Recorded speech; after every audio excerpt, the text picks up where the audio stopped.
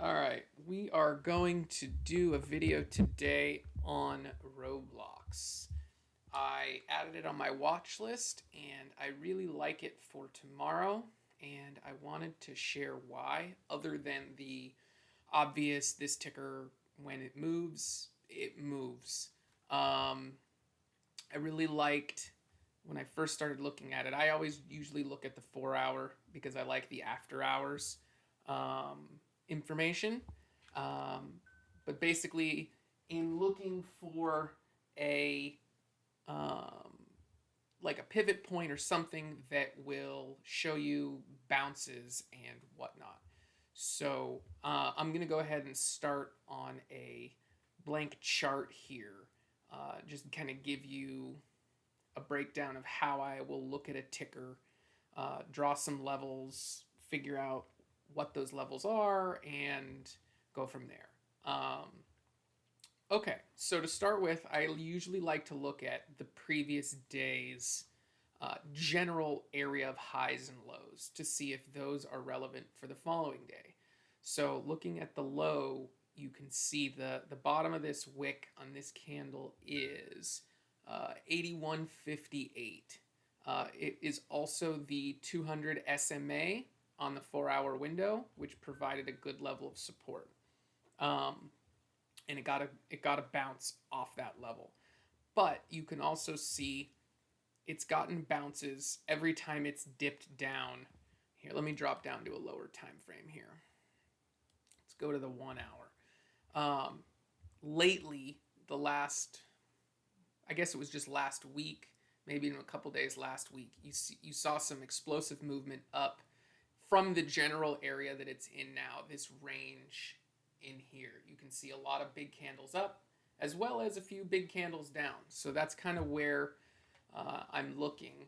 And then if we look for areas of support and resistance where you see bounces, rejections, generally you want to find stuff that is both. That's what I'm looking for. So uh, right here, I like a spot. You can see you got some bounces and support right here. Pretty much all day on Friday, it held over 82.15 or so. You can see it acts almost like a pivot on Monday and Tuesday. It dipped below, then it broke through, and it kind of consolidated along that same level. And then back further back, you can see it acted as a level of support here. It lost it and immediately got back over it. Same goes here. We got dips basically to that level. The body of the candle is basically sitting right on that line. And then you can see over here on this Thursday last week, you could see it acted as resistance. Old support becomes new resistance, vice versa. You can see down here we got a little candle that binked just below at 81.96 before jumping back up. Here we got at open, it dipped down, got caught by this 100 moving average, but generally the same range. So a lot of times with dip zones, I like to draw two levels of two horizontal lines that I label as like a buy zone. So I kind of will go roughly there, probably dip down to 81.50 to make that our buy zone area. Buy zone bottom. And then you may be asking yourself, what happens if it loses that buy zone? A lot of times on a stock like this, a buy zone, if it loses the buy zone, then I was already in calls on a bounce. When it loses the buy zone, I'll sell the calls and switch to puts. Because that level will switch to an area of resistance. I'm playing it off of the level of support. When it loses the support, it becomes resistance. Ergo, this is a good example. Over here, you can see it dips below that, and then it runs all the way down to here. And then when it comes back up, it hits that same level and dips back down. So we're basically playing this almost like a pivot, but we want to try to get in when we think that the action is more primed for it to uh, reject and or act as support and run back up, or fail and dip down below. I'm leaning bullish on this one. I think that it's more likely uh, to bounce up through these MAs. But you know what? If I'm wrong, as we often are our traders, you got to think on your feet and go the other direction, because beginning of last week when I saw it lose here on Monday, and then it looked like it was flagging out almost, and then it went up. So these tickers are a little bit more tricky to trade, and you really want to um, keep that in mind. So figure out your stop loss, figure out what level, whether it's a percentage or a actual price of the stock, like a level of support or resistance that you are comfortable with before you enter the trade. Very important.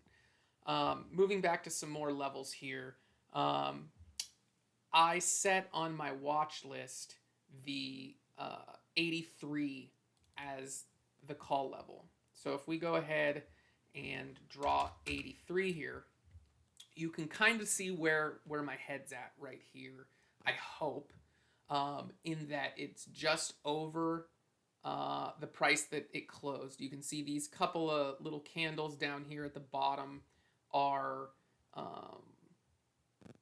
underneath that level. The reason I said 83 is riskier is because it could very well come over 83 at open, in which point 83 could become a level of support for a dip at open. But you can see there's a lot of testing of 83 last week on Tuesday and on Wednesday in pre-market before it dipped at open again to that buy zone area down here. And I'm going to go ahead and throw another level right here. And that's going to kind of be like the bottom of our buy zone. You can see a lot of hard bounces from that level. Here, here, here. And then you want to start by formulating all these different levels and use them for your trading style. This particular ticker, I'm looking more for a dip buy at open or a big push up at open, and we'll find a rejection spot. I already have a whole bunch of crap on this one. You can see I put around 83. Let me go down to a smaller time frame here. 83.75 to 83.90 I have is like a pivot or a rejection spot. So the reason behind that is you can see right here at 83.60 we had a rejection. We had it act as a level of support here, and then we had this act as a level of support, and that's 83.70. And then you can see right in here we had some rejections around that area too. We had some levels of support right above it. So this isn't a hard level of support or resistance. It's kind of a little bit of a range. Again, it goes back to those. I'm going to draw multiple levels, and then you can label them with a different color, or you can draw a rectangular box, or whatever you're comfortable with, and you just kind of draw in lines there. But you can see the kind of move that Roblox can have when it's had an area of consolidation for a couple of days or even one day. This is a good example. So last week on Tuesday, we had a lot of consolidation in the same range that the stock's in now. We got a dip at open, or just before open. I think that was pre-market. Down to what I have as like a previous buy zone. I think that the buy zone going forward is going to be a little bit higher, but for this particular day, this would have been the buy zone based on the previous couple of days and where it was bought up. And then you saw a big move all the way from basically 81 to 80, a little over 85 in the same day within an hour and a half. So that's kind of what I'm hoping for with Roblox. Is I'd love a big dip either in pre-market or right at open with a quick, hard volume back turnaround. And then just to give you another look at the chart, you can see that a lot of the levels that I have on here kind of overlay on the one that I just drew, as well as the one that I drew before doing this video.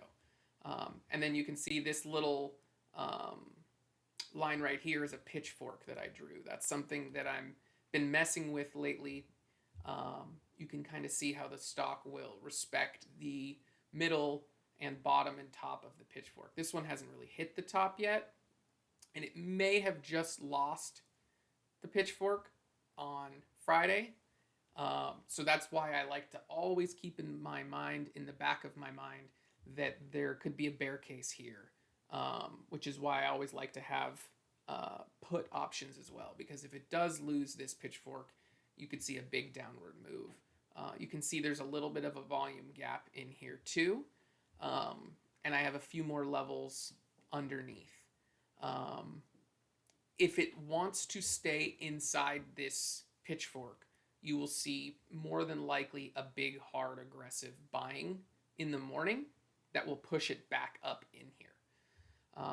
That's all. Hope that all made sense. Feel free to leave a comment if you have any questions. Find me on Twitter at Zach's Trades.